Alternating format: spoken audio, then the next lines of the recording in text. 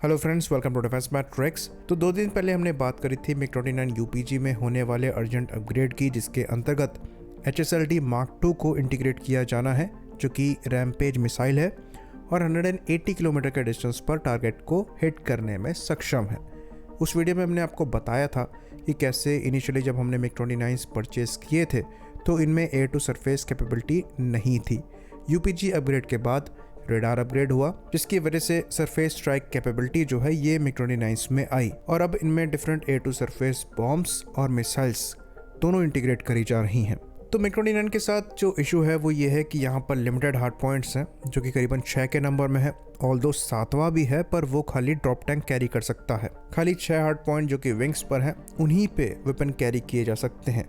तो air to air combat के लिए ये मिसाइल सिस्टम सफिशिएंट है, पर मल्टी रोल ऑपरेशंस में जहां पर आपको एयर टू एयर और air to surface operations perform करने पड़ सकते हैं, वहां पर हार्ड पॉइंट की कमी एक इशू बन सकती है।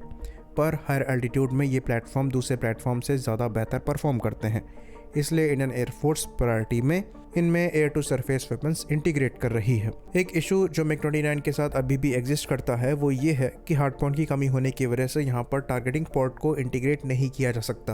तो जितने भी हमारे दूसरे प्लेटफॉर्म्स हैं उनमें टारगेटिंग पोर्ट्स को लगाया जा सकता है, जो कि सरफेस टारगेट्स को स्ट्राइक करने में एक बहुत बड़ा असिस्टेंस प्रोवाइड कराते हैं। स्पेशली लेजर गाइडेड बॉम्ब्स को असिस्ट करने में टारगेटिंग पोर्ट्स का एक बहुत बड़ा हाथ रहता है, और इसलिए जो हमारे MiG-29 हैं वो लेजर गाइडेड बॉम्ब्स या फिर LGBs को ड्रॉप नहीं कर सकते। ड्रॉप अगर इनसे किया भी जाता है तो गाइडेंस नहीं प्रोवाइड कर सकते, उसके लिए आपको दूसरे प्लेटफॉर्म्स लगेंगे। लेकिन दूसरे वेपन्स जो कि टारगेटिंग पोर्ट्स का इस्तेमाल नहीं करते, उनको डेफिनेटली यहाँ पर इस्तेमाल किया जा सकता है। और इसका एग्जाम्पल जो है ये आप यूक्रेन से उठा सकते हैं। यूक्रेनियन MiG-29 जो कि पुराने MiG-29 हैं, ये वेस्टर्न वेपन्स को फायर कर रहे हैं, और कुछ ही दिनों पहले इन MiG-29 की एक वीडियो फुटेज आई है जिसमें ये फ्रेंच AASM हैमर मिसाइल को फायर करते हुए दिखाई दे रहे हैं। इंटरेस्टिंगली हैमर्स को मल्टी रैक पायलॉन्स में कैरी किया जा सकता है। साथ ही साथ ये काफ़ी इंटरेस्टिंग मिसाइल है। ये आपको स्टैंड ऑफ रेंज दे देती है जो कि 50 से 80 किलोमीटर के अप्रॉक्स की होती है।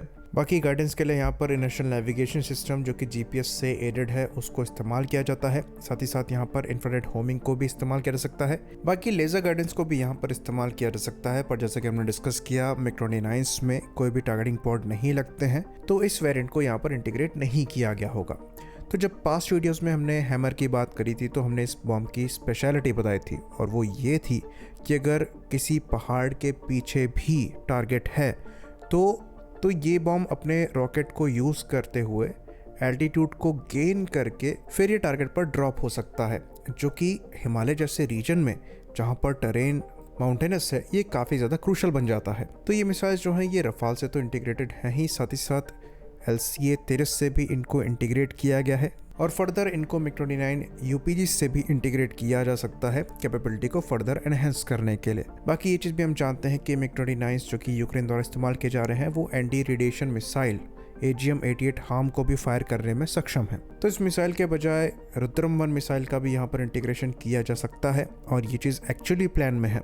रुद्रम 2 और रुद्रम 3 का तो श्योर नहीं है, पर रुद्रम 1 डेफिनेटली इनसे इंटीग्रेट करी जाएंगी, जहाँ पर आपको 150 किलोमीटर के अप्रॉक्स की मैक्सिमम रेंज मिल जाती है, ऑल्दो कई जगह पर ये 200 किलोमीटर भी क्लेम करी जाती है।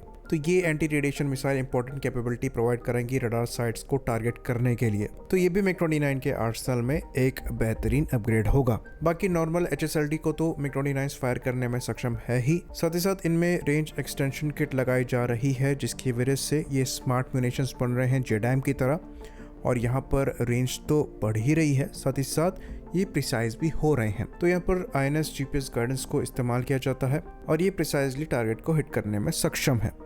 तो MiG-29 फाइटर्स की एयर टू सरफेस कैपेबिलिटी को यहाँ पर इम्प्रूव करना बहुत ज़्यादा ज़रूरी है, और इंडियन एयरफोर्स द्वारा ये चीज़ करी भी जा रही है। रडार अपग्रेड के बाद ये कैपेबिलिटी इनेबल हुई है। हार्ड पॉइंट्स की कमी की वजह से यहाँ पर थोड़ा अभाव ज़रूर है, पर यूक्रेनियन MiG-29 ने प्रूव किया है कि ये एयर टू सरफेस कॉम्बैट में कितने ज़्यादा कैपेबल साबित हो सकते हैं, और जिस तरीके की परफॉर्मेंस हायर एल्टीट्यूड में इंडियन एयरफोर्स को इन प्लेटफॉर्म से मिल रही है, ये शोकेस करता है कि अगर ये air to surface operations perform करेंगे तो डेफिनेटली काफ़ी ज़्यादा घातक साबित हो सकते हैं, और इसलिए अर्जेंट बेसिस में अपग्रेड्स की डिमांड यहाँ पर इंडियन एयरफोर्स द्वारा करी जा रही है।